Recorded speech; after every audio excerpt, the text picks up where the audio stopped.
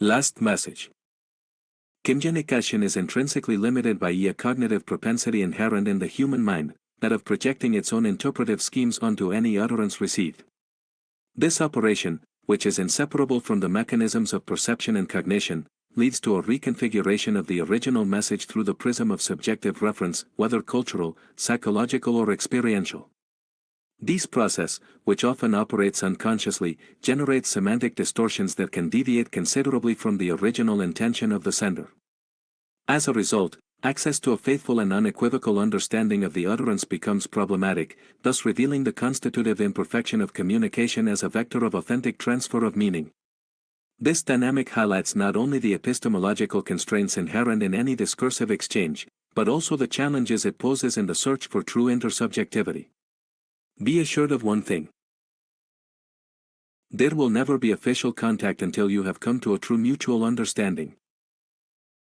As long as your exchanges remain prisoners of misunderstandings caused by personal patterns and interpretive biases, any attempt at communication will become bogged down in misunderstanding and ambiguity.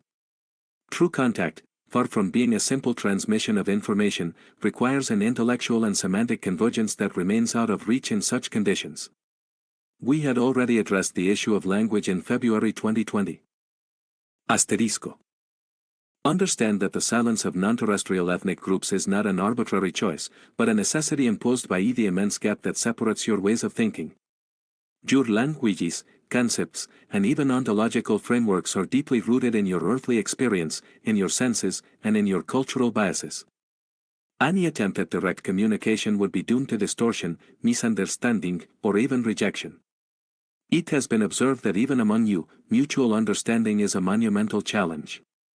When you try to dialogue with another, your words are often misinterpreted, your intentions distorted. Imagine then the extent of the discrepancies when it would be a question of making intelligible a thought foreign to your paradigms, of making a meaning pass through such radically divergent cognitive matrices.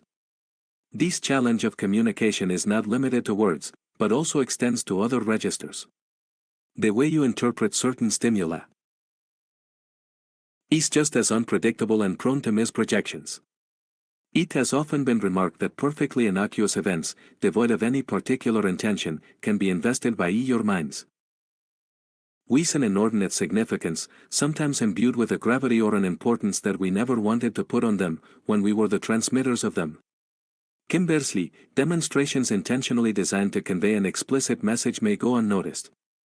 They drown in your perceptual environment or are filtered through your frames of reference, annihilating their meaning. Until you are able to transcend your own limitations, recognize and overcome your projections, any explicit contact from a non-terrestrial ethnicity would only amplify tensions and fuel misunderstandings.